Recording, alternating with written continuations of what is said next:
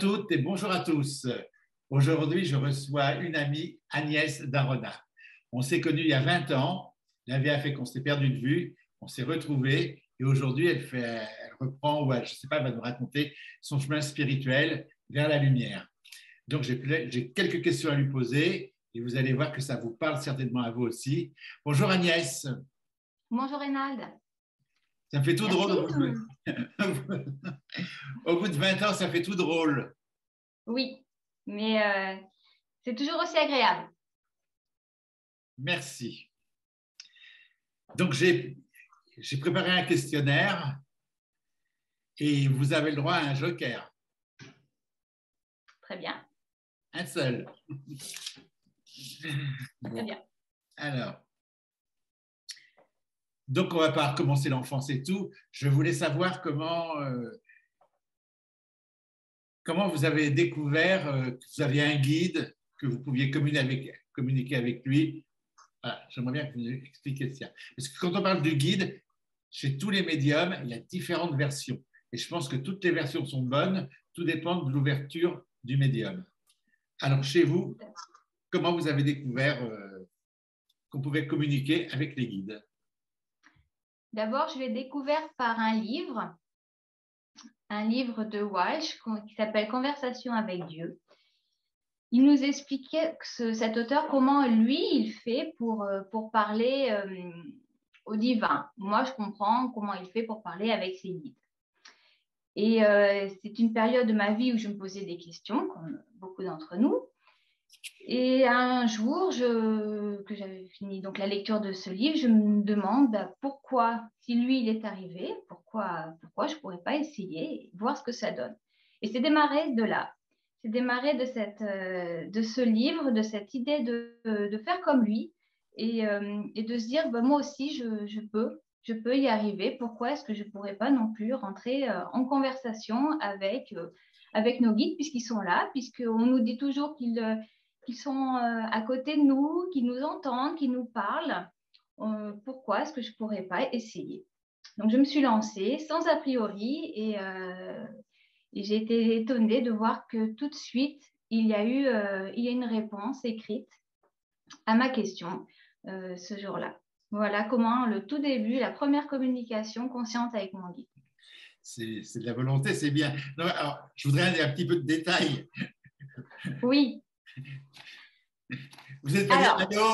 Allô, vous êtes là? Alors, la question, je l'ai posée à voix haute. Je l'ai écrite sur une feuille de papier. Voilà, concrètement, ça s'est passé comme ça. Après une méditation, j'ai posé ma question sur papier et j'ai attendu pas longtemps et j'ai entendu dans ma tête des mots, des phrases qui se formaient de façon tout à fait plausible et je les ai écrites sans réfléchir à ce que j'écrivais. Ça a coulé de tout seul. Ça venait. J'ai rempli 3 pages sans savoir même ce que j'écrivais, mais ça avait un sens.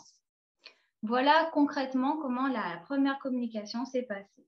En fait, je sentais qu'une petite voix qui me parlait dans ma tête et qui me disait ce qu'il fallait écrire. Alors, la petite voix, souvent les gens nous disent, est-ce que c'est le mental qui parle? Est-ce que c'est la pensée? Vous avez fait la différence tout de suite? Oui, parce que quand on écrit, on est conscient de l'acte d'écrire. Oui. Alors que quand les mots se formaient sur le papier, je ne savais pas ce que j'écrivais. Donc, à cela, je voyais la différence entre le mental, quand j'écris avec une conscience, l'acte d'écrire, et ces mots qui se formaient sans savoir ce qui, le suivant, lequel allait se mettre sur papier. D'accord. Et 3 pages? Premièrement, ouais, première fois, 3 pages. Lisible? Ou il a fallu oui. Des fois, on voit des écritures complètement lisibles. Oui, c'était mon écriture, là. Ok, d'accord. Alors, ce guide qui donne, qu'est-ce que c'est selon vous, ce guide? Un personnage, quelqu'un de la famille? Pour moi, c'est une énergie, une belle énergie, une énergie de lumière, avant tout, avant de la représenter comme humain.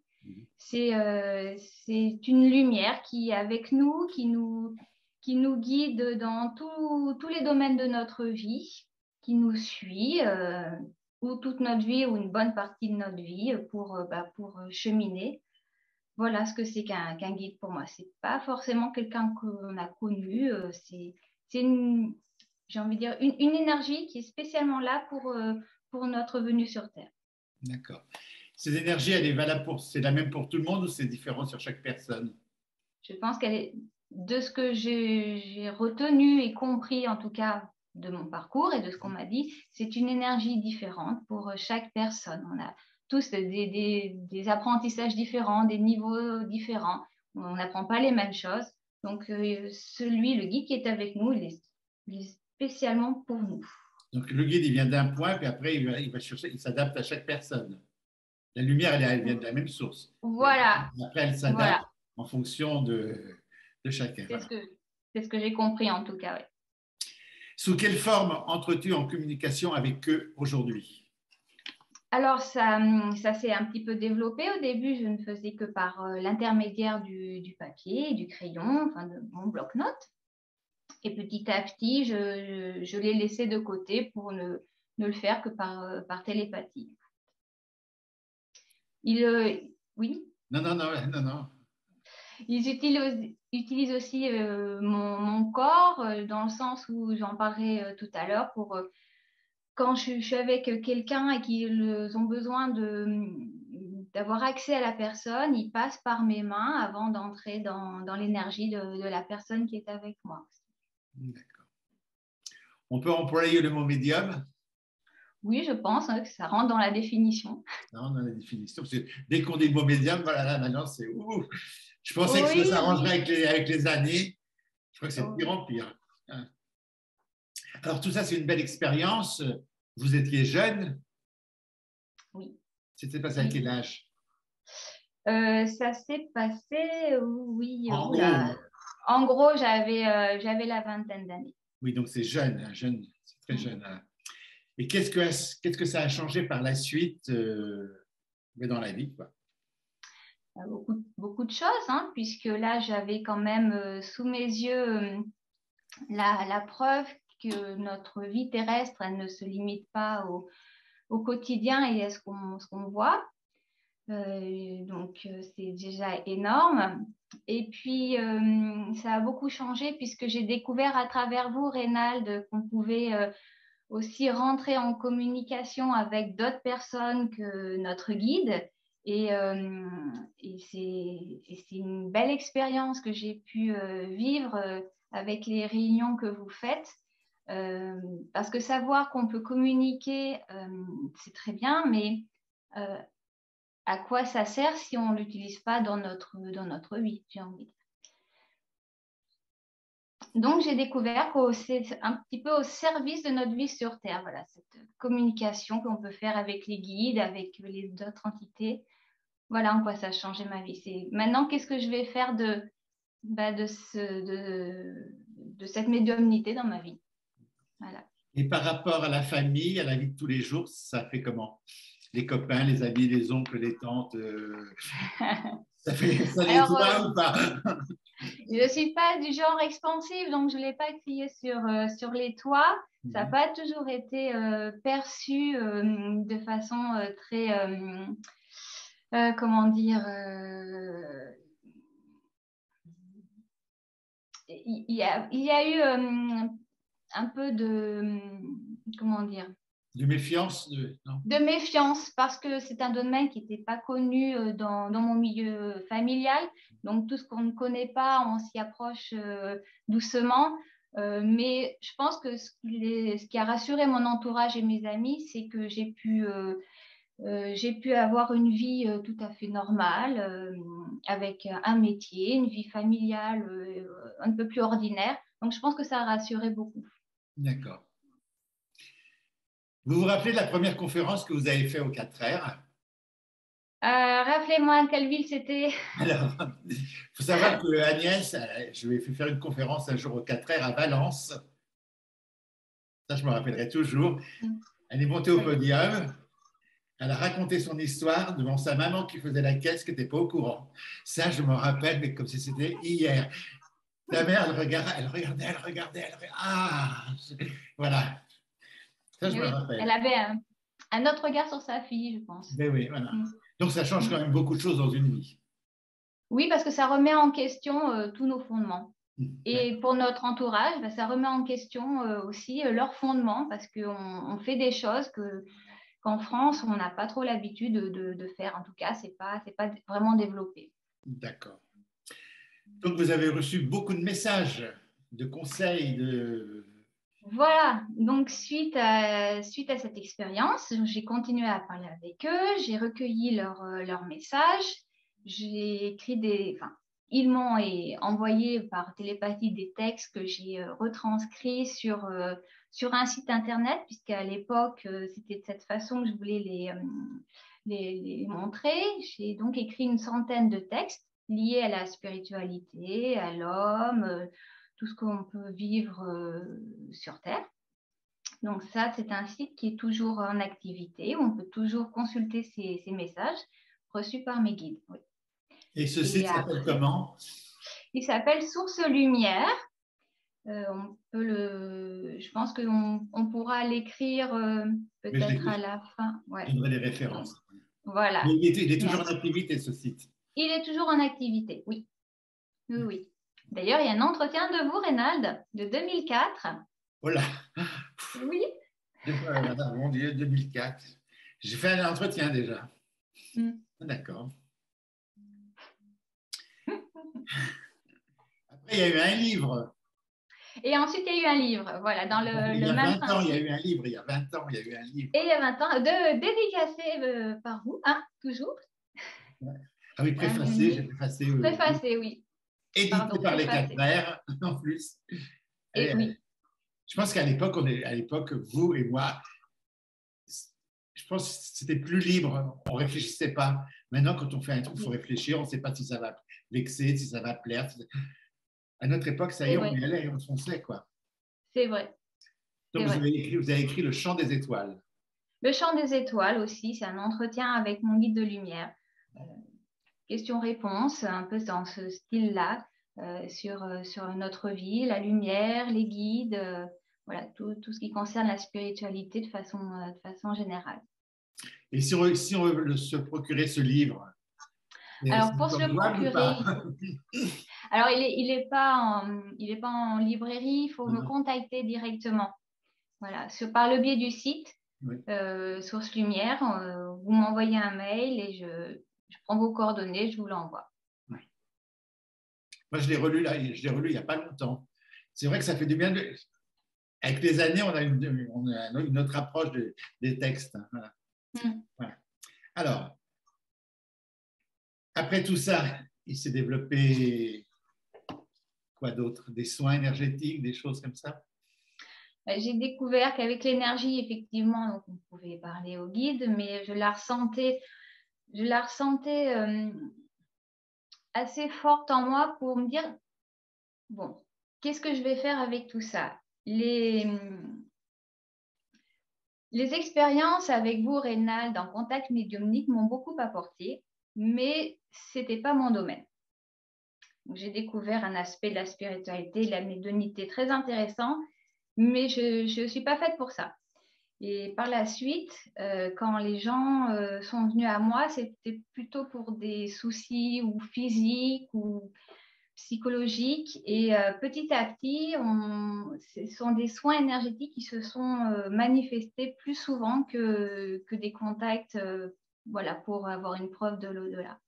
D'accord. Donc oui, l'énergie, je l'utilise maintenant pour quand il y a un problème physique, quand il y a un souci émotionnel, voilà. C'est de cette façon maintenant que j'utilise l'énergie et la médiumnité, puisque les guides à chaque séance sont derrière moi, je les sens, je les entends et voilà, ils sont là pour la personne qui est présente.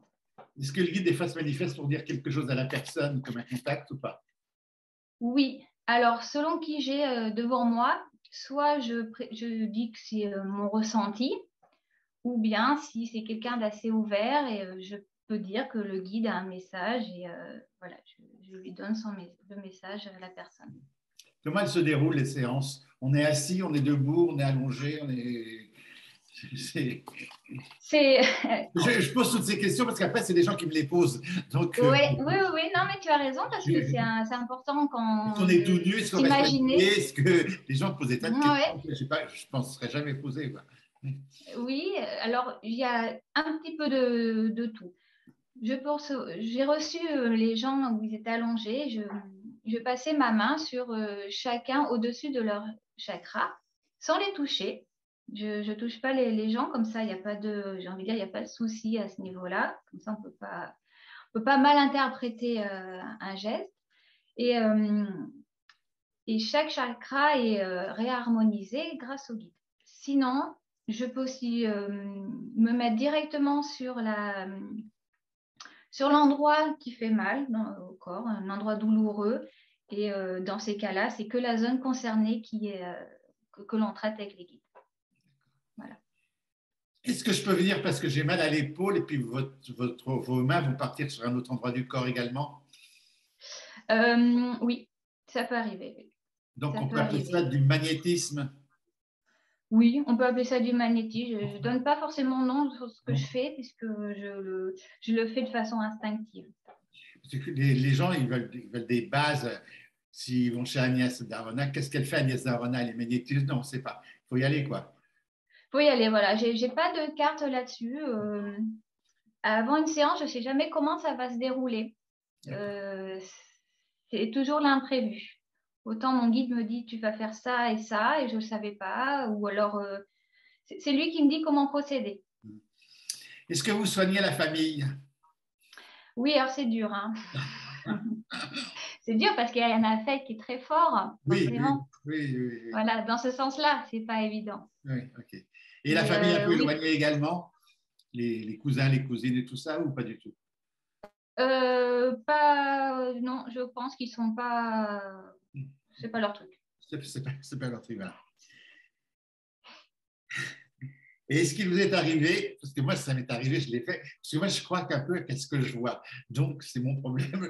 J'adhère pas à tout. Si j'ai pas fait l'expérience, je me suis aperçu que je pouvais m'auto-soigner moi-même. Est-ce que vous avez fait cette expérience de vous soulager vous-même certains mots, certaines choses, éviter des Oui, choses? ben, on a le même fond, Rénal, puisqu'effectivement, quand j'ai quelqu'un, j'aime bien qu'on me rappelle pour me dire s'il y a eu des effets. Hum, C'est ça qui m'importe, parce que si je le fais, c'est pour avoir un résultat, en fait, hein. hum. Donc, oui, j'ai eu sur moi les résultats escomptés. Il y a quelques années de ça, j'avais de fortes douleurs dans le ventre. Donc, j'ai laissé un peu traîner jusqu'au jour où, effectivement, il fallait quand même que je me rende chez mon médecin généraliste qui, en m'auscultant, décèle l'appendicite. Donc, pour être sûr en urgence, radio, hein, pour éviter la péritonite. Et la radio confirme bien sûr l'inflammation. Donc en urgence à l'hôpital pour l'opération. Mais comme les choses sont bien faites, j'ai envie de dire, arrivé à l'hôpital, on me dit c'est saturé, on ne peut pas vous prendre. Donc on me met dans une toute petite pièce en attente parce qu'ils étaient débordés. Donc, je passe plusieurs heures dans cette petite pièce. C'était même pas une chambre, hein, c'était un bout du couloir dans un petit cagibi. Je passe plusieurs heures et là, je fais ce que je fais aux gens habituellement avec les guides jusqu'à ce qu'on m'amène le matin dans ma chambre, jusqu'à ce que je fasse la douche avant l'opération. Et comme en même temps, on faisait les analyses de sang pour savoir où en était l'inflammation, je vois arriver le chirurgien et qui me demande comment je vais et qui me dit, bah, écoutez, madame, il se trouve que ce matin, je ne vais pas vous opérer parce que bah, vous n'avez plus l'appendicite. Voilà. Donc ça a été une belle victoire parce que juste avant, il y avait un petit infirmier qui était rentré dans la chambre et je ne sais pas pourquoi, il m'a dit ah mais madame, vous êtes rentrée ici avec l'appendicite. Moi, de toute ma vie, je n'ai jamais vu partir quelqu'un sans être opéré. Et, et là, j'ai pensé à lui ce matin-là et je me suis dit, mince, j'aurais bien aimé le voir et lui faire un petit coucou pour lui dire, bah si, on peut soigner autrement que par l'opération. Bon. C'est bien beau tout ça, mais des gens vont me dire, qu'est-ce qu'elle a fait? Qu'est-ce que j'ai fait? Bah, j'ai prié aussi. Voilà. J'ai prié, j'ai demandé. Des prières laïques. Oui, des prières laïques. Faire attention, mais les prières, c'est des prières laïques. Alors, des prières laïques, oui, je suis pas du tout. Je suis. Comment dire? J'ai pas de restriction au niveau de la religion. Voilà. D'accord. Des prières laïques et j'ai demandé à la lumière, avec un grand L, de venir me soigner. Voilà. Et je l'ai visualisé me soigner. En ayant confiance en moi, surtout. En fait, à aucun moment, j'ai douté. Parce que de toute façon, au pire, je me faisais opérer. Oui. J'étais là pour ça. Donc, il ne pouvait pas arriver autre chose que l'opération qui était prévue. Donc, je ne pouvais que gagner à me faire soigner par la lumière. Et comme à aucun moment, j'ai douté que ça pouvait... j'ai pas du tout douté qu'elle me soignerait pas. Ben, ça a marché. Ça s'appelle la foi. Et ça s'appelle la foi. Ouais. Et ça, je l'ai. Et c'est une grande chance, je me rends compte. Et aujourd'hui, dans la vie de tous les jours, c'est quoi l'avenir pour vous? L'avenir professionnel, enfin, je sais pas, oui, vous allez vous lancer dans ce domaine, vous allez... Oui, je pense que je pense qu'il va se développer. Je vais continuer mon métier à côté, qui n'a rien à voir avec tout ça. Mais je pense que les gens vont venir à moi comme maintenant, mais ça va se faire de façon plus libre, j'ai envie de dire. D'accord. Moins tabou. Oui, un peu. C'est ça. Et au niveau, alors, je suis curieux, mais ça me pose. Au niveau hygiène de vie, vous avez, c'est quoi? Vous vivez normalement ou alors c'est vegan, c'est bio, c'est... Bah, c'est du bon sens, en fait. Ah, très bonne réponse, c'est du bon sens. C'est ça. Les légumes de saison, hein, voilà. C'est ça, c'est pas se priver, mais c'est respecter. Non, je ne me prive en rien. J'ai une famille, on essaie de manger sainement. Voilà. Je fais à manger tous les repas, donc c'est du travail, mais on sait ce qu'on fait. Voilà, je suis une maman de famille lambda. Ah, c'est bien. Agnès, merci beaucoup pour cet entretien. Merci. Ça me touche beaucoup. Alors, je ne vais pas avoir la larme à l'œil, mais c'est quand même un peu... C'est tout un pan de ma vie qui passe, et le vôtre aussi, parce qu'on part sur autre chose. Alors, dans l'avenir, je vous souhaite le meilleur. Merci. À la fin de la vidéo, enfin, je ne sais pas comment on dit maintenant, parce que je suis un peu ému, je mettrai toutes les coordonnées, le livre et tout. Et merci d'avoir accepté cette interview et j'espère que vous nous donnerez des nouvelles. Prochainement, promis. Merci beaucoup, Rénal. Et si j'ai un petit bobo, je vous appellerai. J'espère. Merci Agnès, au revoir. Au revoir, Rénal. Voilà, je vous ai présenté Agnès Darona. Merci de votre confiance que vous m'accordez et je vous dis à très bientôt pour un autre entretien. Merci à vous tous.